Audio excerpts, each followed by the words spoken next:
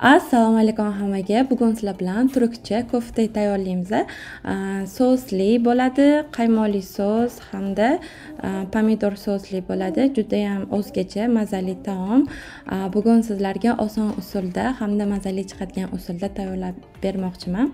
Qani bo'lmasam boshladik. Oilalarning soniga qarab ishlatasizlar masalliqlarni. Birinchi qiymasini tayyorlab olamiz. Manda 1 kilo qiyma, 2 ta qizil balg'arini qirg'ich katta joyidan o'tkazib oldim. Bitta o'rtacha piyozni ham qirg'ichdan o'tkazib oldim katta joyidan. Hamda tuxum qo'shasizlar, qiymalarni qattiq ushlashi uchun. Maydalangan non urug'idan 4 ta katta qo'shuvda soldim. Shirin paprika, tabga ko'ra maydalangan chesnoli pripravadan soldim. Buni tuz solib yaxshilab aralashtiramiz. Qo'lingizda qilsanglar qulayroq bo'ladi.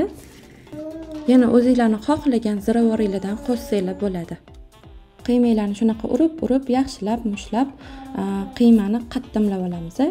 Yaxshilab mushlasanglar xamirga o'xshab qiymangiz zo'r chiqadi.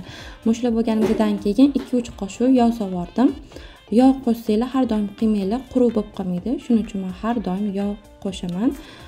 Tavada qovursam ham yo duxovkada pishirsam ham yog' ozgina qo'shib yuboraman. Mana mushlab bo'ldik. Mana endi kotletlarimizni shunaqa qo'limizga yoyib olamiz. Bitta bedana tuxumidan sir solib o'rab olamiz. Mana hozir sizlarga ko'rsatib beraman. Katta qilmoqchi bo'lsanglar, mana men kattasini hozir qilman. Ham katta, ham kichkina kotletlar qilganman.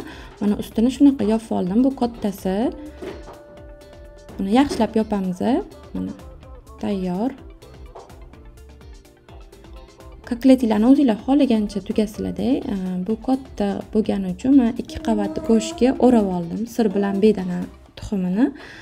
Kichkina qilmoqchi bo'lsanglar, shunday mashq qo'lingizda bitta tuxum sir solib, shunday yopib forsanglar ham bo'ladi. Unisini ham hozir video davomida ko'rsatib beraman.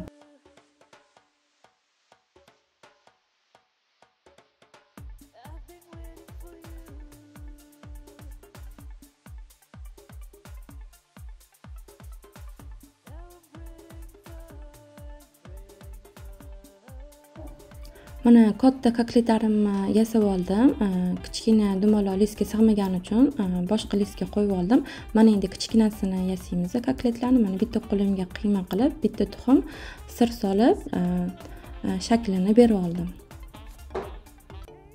Juda ham mazali chiqadigan taomlardan biri bu ham. Mana xohlasanglar katta, xohlasanglar kichkina qilasizlar. Men 2 xil qilib oldim.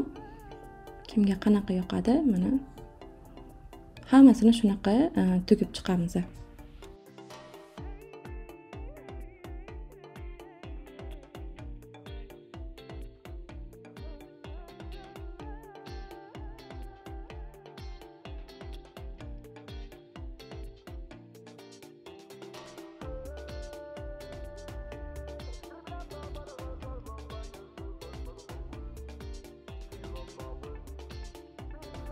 Mana hammasini tayyorlab oldim, listlarga qo'yib, mana yana tekislab chiqyapman.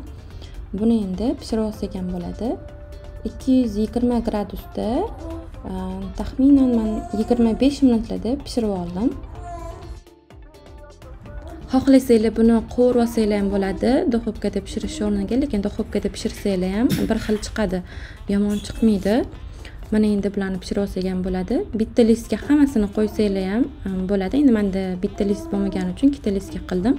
Endi ungacha sosini tayyorlab olamiz.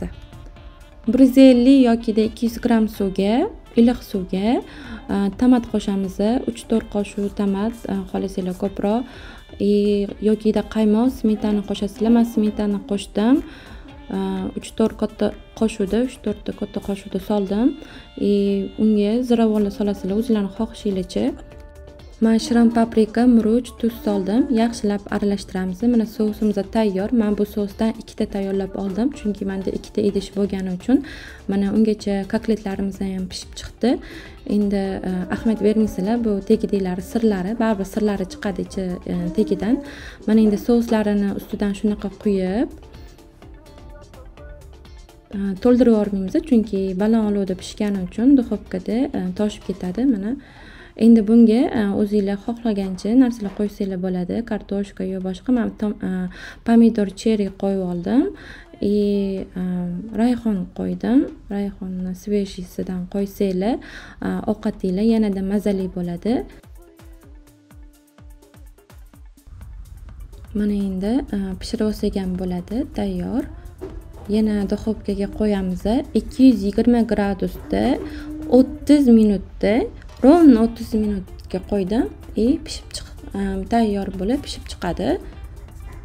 Mana men duxovkamga nimaga zarb qo'ygansiz degan savollaringizga yana bitta javob. Mana shunaqa ovqatlar qilganimda rosali qaynaydi-da. Baland olovda bo'lgani uchun zarga tushadi. Shuning uchun men zar qog'oz qo'yib qo'yaman. Mana ungacha mana ovqatlarimiz ham tayyor pishib chiqdi. Buni yoniga xohlagan narsalarni qo'yasizlar. Men kartoshka fri pishirib oldim. Yoki-da shu kotletlarni pishirayotganingizda kartoshkalar to'g'rab sovursanglar bo'ladi. Mana yoqimli ishtaha, juda ham mazali bo'ladi. Albatta tayyorlab ko'ringlar va sizlardan like va kommentariy kutib qolaman va yaqinlaringlar bilan ulashishinglarni xohlayman. Keyingi videolarda ko'rishguncha hozircha xayr deb qolaman.